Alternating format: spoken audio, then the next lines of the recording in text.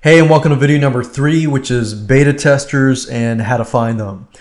This specific video is going to be fairly quick because I'm just going to go through and show you how to correctly find beta testers and how to avoid specific people who want to be your beta testers. The purpose of having a beta tester is to help you improve your product and help you, in this case, create a really good video support center. So let's talk about guidelines that you need to set and list of questions that you need to have. So if you watch video 2, you should have a list of questions of what the possible customer might have, what the customer might be thinking, and this and that. So you need to have a list of questions. Jot some questions down that you want the beta tester to go through to make sure that your product fulfills those questions, or to make sure that the beta tester can see some loopholes and create questions for you. So the first thing you want to do is you want to set some guidelines, because you don't want to approach all beta testers, meaning you don't want to give your product to just anybody. You want to make sure that you give your product to somebody who will actually give you good constructive criticism. So set some guidelines.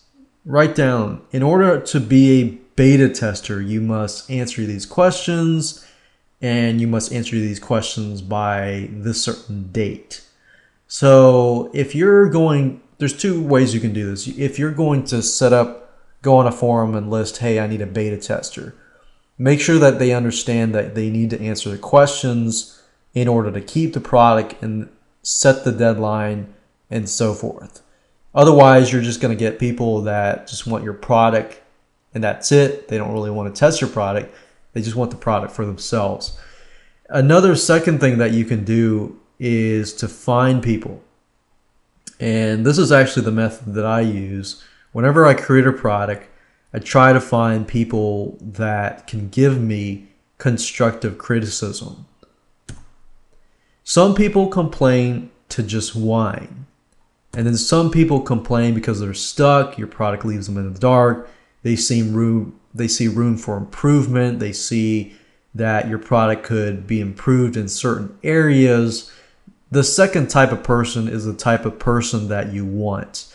This type of person gives you constructive criticism that gives you the ability to improve your product. So that's the type of person that you want to target. If you can find this type of person, then you can approach them and actually give your product for free in exchange for their valuable constructive criticism. So let me give you some beta tester traits. This is the type of person that you want to approach. Do not give your product away to anybody. Think of 5 people that you know that are fanatics in the area that your product fulfills. So if it's a software product, think of somebody that you might know that, is a fanatic in that specific area. If you've created a product and you're not necessarily familiar with certain people that might be fanatics, then go to a forum. Find other product owners who have not necessarily a similar product, but a complementary product. I found this really works if you're looking for possible JVs to promote your product in the future. I know I'm not really talking about JVs in this video series, but that's just a nice little strategy. Go to forums and Facebook. Look for people who have something to complain about that actually sounds reasonable. Like, they're not just complaining like this product sucks. They're saying this product sucks because, it's missing something.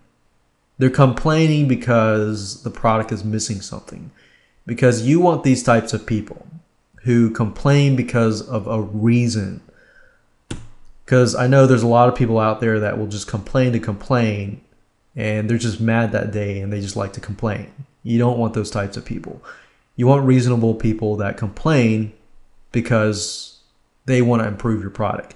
So find people who answer questions with good, wise words. You can go to forums, see who asks the question and see who responds. and then analyze that person, dig deeper, and if you find that they fit these traits, then approach them and see if they can, analyze your product. And I found that 5 people is really all you need. If you've got a good beta tester, or at least 3-4 good beta testers, you're probably going to come out with really good questions, and you can take those questions and then create videos out of them. But before you do that, make sure you watch stages 1, 2, and 3 so that you ensure that you come out with a really good video support center.